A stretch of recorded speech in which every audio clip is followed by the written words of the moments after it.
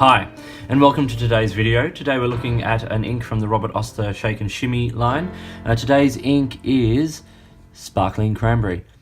Now this is a really lovely sort of reddy, vermilion red sort of colour with, as you can see in the bottle there, some nice sort of shimmy from the particulates, which sort of have a nice sort of silvery blue sort of feel to them. This is what the ink looks like on a colouring card. It's a little hard for the camera to pick up the shimmy there, but I'll get some photos of it. You might be able to see it just there. As I said, it's a really lovely sort of vibrant, reddy sort of colour. And it's nice to sort of see inks of this sort of colour coming from Robert Oster, who is so well known for greens and blues and those sorts of colours. So to get some nice vibrant red, and particularly in this Shake and Shimmy line, it's really nice. So this comes in a number of different sort of sizes of bottle, particularly this 50ml bottle, which is sort of more widely available. And there's also the 15ml bottle, which is the smaller one, which is available from Ink Crib, who you can find on Instagram and online, who do a wonderful job, and they sell a lovely range of inks, including Robert Oster. And I think they're the exclusive retailer of the 15ml Sparkling Cranberry.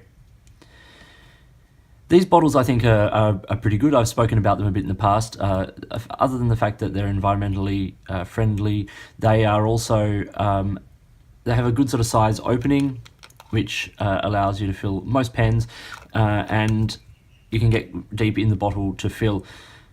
In a way, that's also a bit of a problem, because once you get down into the bottle, it can be a little trickier to fill depending on the filling mechanism of the pen. And you also just need to be wary of the fact that they are not, I wouldn't say they're top heavy, but being tall with a smaller base, the potential for them to fall over is greater. Let's look at some chromatography of this ink before we look at it on paper. As you can see, there's a little bit of pink in there. A little bit of the shimmy sort of shows up here where I drew the line, but a lot of the ink colour is taken up, not leaving a lot behind, which I think shows a lot as to what the water resistance sort of will be like on the paper test. A couple of quick comparisons. So, as I said, that is the Sparkling Cranberry.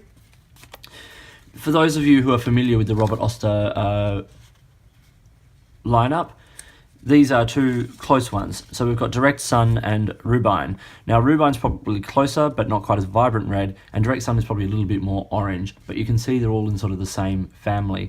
This is closer to a true red that you might get from like Schaefer Script or something like that.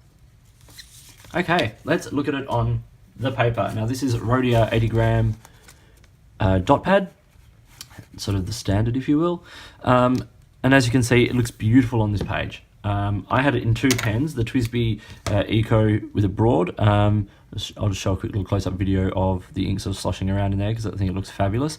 And I also had it in a faber-castell Loom with a fine nib, just to get a sort of a variation on what went onto the page.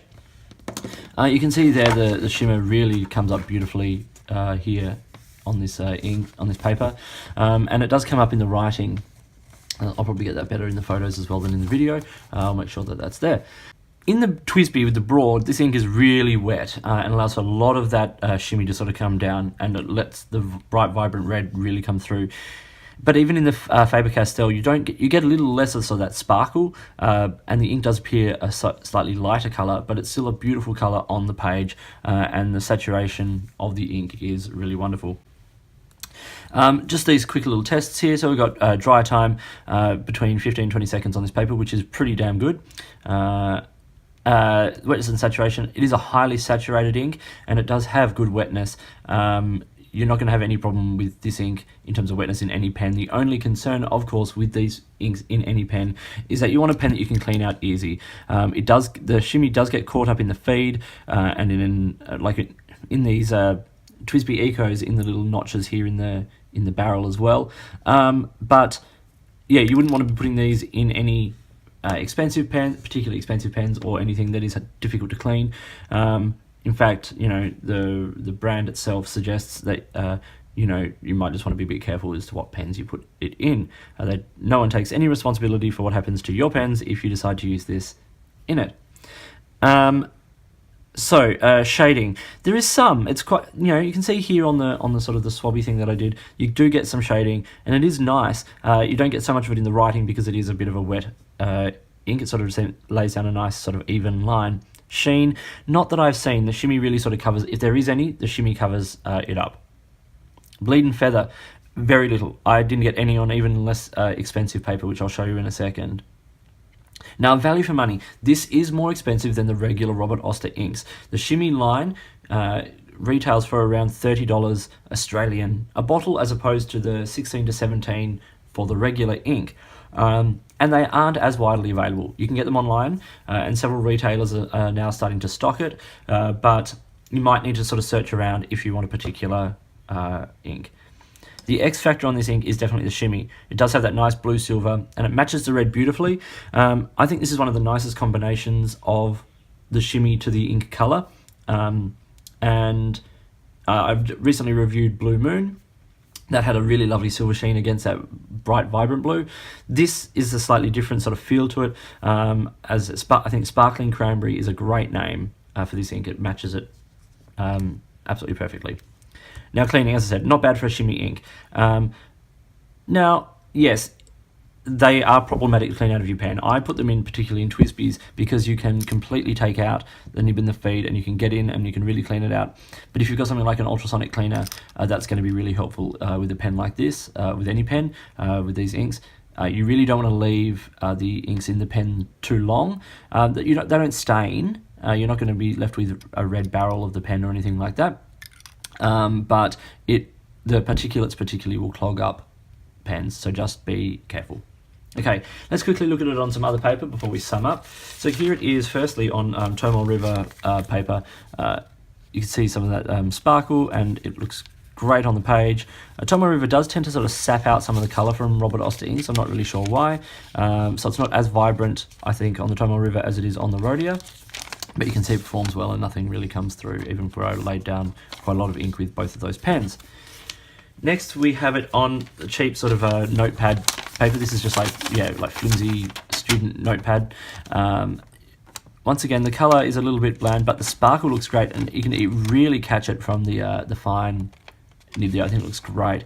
And it doesn't come through. It came through a little bit where I laid down a lot of ink, but that's not to be, well, that is expected. But yeah, where the writing is, really, you get a bit of show, but that's pretty remarkable for sort of regular notepad paper. So I've given this ink 4 out of 5. I think it's a really lovely ink. I think the shimmy is great. Yes, the water resistance is low. I didn't cover that before, but it's not intended to be. These inks are intended for different use. They're particularly great with things like dip pens and calligraphy, where you lay down a lot of ink, and artwork. You can obviously see it can do some sort of shading there and all that. But it's a really lovely ink. It looks great on the page. It's performed well in the pens I've had it in over the last month, and I just think it actually looks just great on the page. I said before that I don't use shimmy inks very often, and when I do, it's only for sort of special applications. But this is one that I think is really, really interesting, and things like Christmas cards or all those sorts of applications. I think this is going to be a really lovely ink for those sorts of uses. So yeah, if you're interested in these shake and shimmy inks, check them out. Check out Robert Oster inks in general. I think they're a great brand. A lot of my favourite inks are Robert Oster inks. They perform well. They're widely available. They suit my philosophy on all of this absolutely down to the ground. So check them out if you can. And also, support an Australian brand and someone who's working incredibly hard in the fountain pen community, both engaging with the community in such a wonderful way, but also in terms of the outreach that he does with sort of charity work, and also just sort of supporting other brands and other users as well. So this was Sparkling Cranberry from Robert Oster's Shake and Shimmy line. I hope you found this video useful. If you did, please give it a thumbs up and subscribe to the channel. Hit the notifications button and all of that to stay up to date with the videos that I produce. Feel free to get in touch using any of the platforms below. And I hope to see you at my next video. In the meantime, enjoy your pens, enjoy writing, and I'll talk to you later.